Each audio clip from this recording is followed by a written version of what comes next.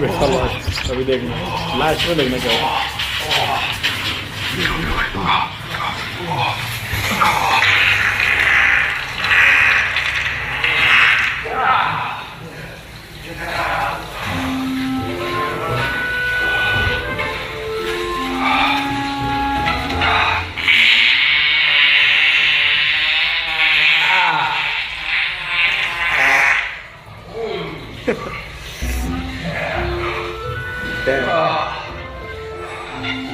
Damn.